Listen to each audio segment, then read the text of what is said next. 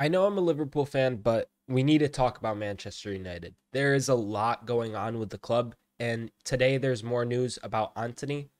If you're not aware, Antony is under investigation for domestic abuse allegations.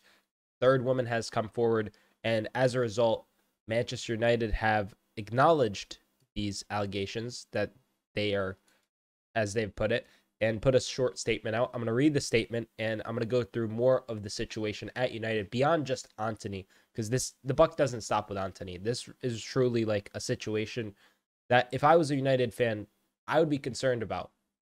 Manchester United fans, I'm going to try to be non-biased in this video and give a clear and uh, truthful analysis of where I think United's heading for the rest of the season based on just the current situation of the club, the current atmosphere, and etc. But before we continue, comment down below, regardless of or not, whether or not, comment down below whether or not you are a Manchester United fan. I want to hear what you think about the situation surrounding Man United, because I think they're in a spot where it's looking very bleak. You know, the depth that they have at the squad, just the overall situation of the club, it's looking bad. And quickly, let's read this statement and then we'll look at the squad. But players who have not participated in international matches are due back in training on Monday. However, it has been agreed with Antony that he will delay his return until further notice in order to address the allegations. As a club, we condemn acts of violence and abuse. We recognize the importance of safeguarding all those involved in this situation and acknowledge the impact these allegations have on survivors of abuse. So, with this situation, obviously, you can't I can't really make a statement on this besides the fact that I think this is the right call. Um, you know, United had issues in the past with Mason Greenwood. Obviously, he's been loaned out to Getafe, uh, and at this point with Antony there, you can't really. It's a non-starter that he's on a temporary leave of absence until this kind of resolves itself in whatever fashion. But Fabrizio Romano continued, there's parts of Antony's statement here. I've agreed with United to take a period of absence while I address the allegations made against me. This was a mutual decision. I want to reiterate my innocence of these things I have been accused of. I will fully cooperate with the police. Okay. Then it continues. This is just the same tweet. Oh, this is a different tweet where he removed this was a mutual decision. Okay.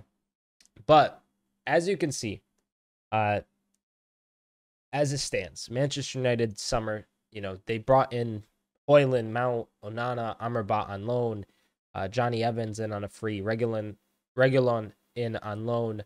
And beyond that, you look at last season where Ten Hag started, beyond just the 200 mil or so that was spent there, Casemiro, Antony, Lissandro Martinez, Taro Malacia, Weghorst, Dubravka, Eriksson, Sabitzer, that's a lot of players coming in. A lot of players for big fees towards the top, specifically the top three. But beyond those 2 seasons, that's like a sum of like what, $500 million maybe, 206 plus 243. Yeah, so around $500,000, minimal amounts of departures over the last 2 seasons in terms of the financials that were generated. A lot of players have left, a lot of deadwood has been shifted, and I guess that is something you can credit Ten Hag and the Manchester United owners with. But I do think this is starting to become a problem for Manchester United in terms of how Ten Hag really stacks up as a manager, because he came in, he was supposed to revolutionize United. He was gonna knock Man City and Liverpool off their perches. He said all eras have to come to an end. And you're looking at it right now. Mount is injured, and I think he's going to be a bad signing regardless. Onana, I think, is decent. He's 27, okay. I think he's decent, but he's got a lot of room for improvement in terms of, decision making, I'd say. Hoyland is really just up in the air. Who knows? He has looked promising. He's probably been the best kind of fit signing so far in terms of how it's looked from what I've seen for Manchester United this season. But beyond that, you look at the squad here, or rather the fixtures, I should say. And Man United are coming back to the Premier League in terms of facing Brighton at Old Trafford on Saturday, the 16th of September, 2023. Then a week later, they face Burnley and then Crystal Palace and then Brentford at home. So 4 games in which, on the return to the Premier League in 4 consecutive weeks. And realistically, Man United don't have too many difficult opponents. I would say it's bookended by two rather difficult fixtures, but they are both at home. United versus Brighton and United versus Brentford. And then after that, they have Sheffield United and then City and then Fulham.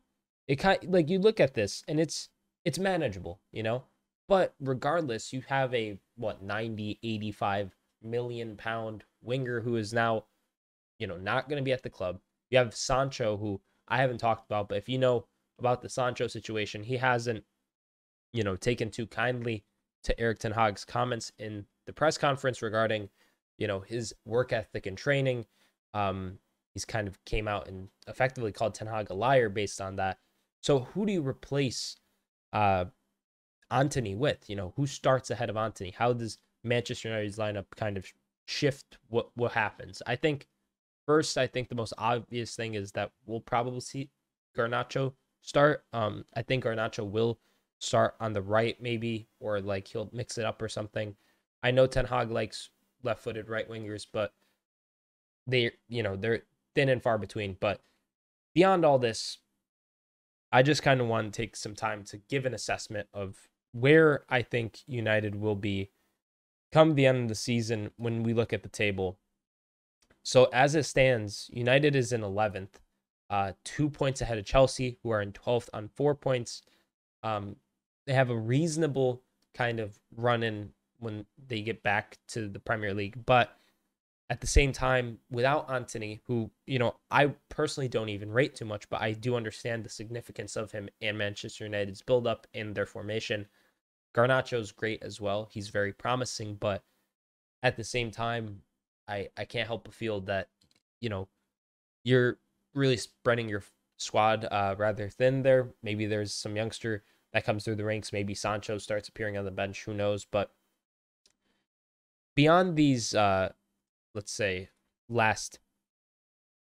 upon these next 4 games, I think United, they should try to get all 16, but I don't think it'll happen. I think they'll probably draw in one of these 2 games, maybe even lose. Let's say they'll lose to Brighton because Brighton looks really good, and Evan Ferguson will probably have a meal at Man United at Old Trafford. But let's just hypothetically say that they lose here. So that's 0 points, then 3, 6, and then say they win this as well. 9 points out of 12.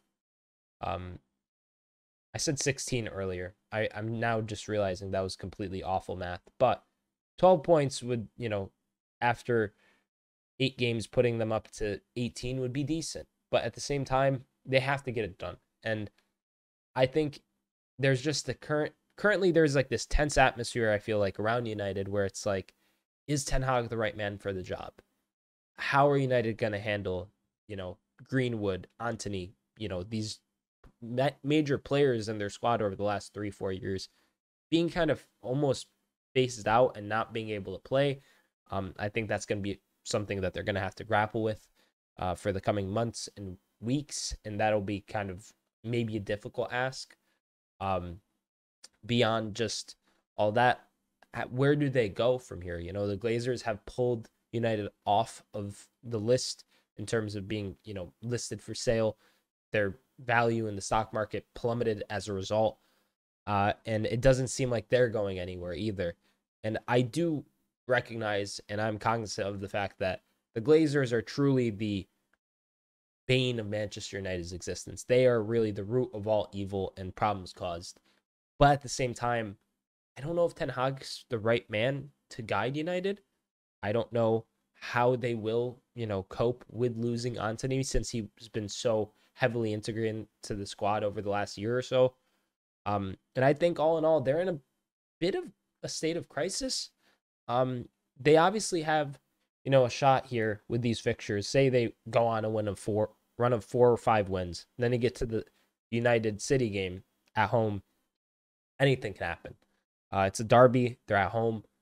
Realistically, these next, 6 games are season defining for Manchester United, whether you like it or not. Obviously, everybody's are, and every match really matters at the end of the day. But if United could string a good run of wins here ahead of the City game and get a lot of points, then who knows where they'll be. But at this point in time, with the way that Ten Hag has been handling himself in the media, with the way that all this stuff is coming out regarding a lot of Manchester United players, it feels like there's a tense atmosphere at the club that will stop them from really achieving the heights they would want to this season. Comment down below. What do you think of the situation at Manchester United? Do you think there's any way they could push through this, or do you think this is the beginning of the end for Erik Ten Hag and for the current composition of the Manchester United squad as we know it? Thank you so much for watching. If you made it this far in the video, consider subscribing. Like the video if you enjoyed. And as always, thank you so much for watching the Sideline Sedo YouTube channel. I'm Sideline Sedo. Peace.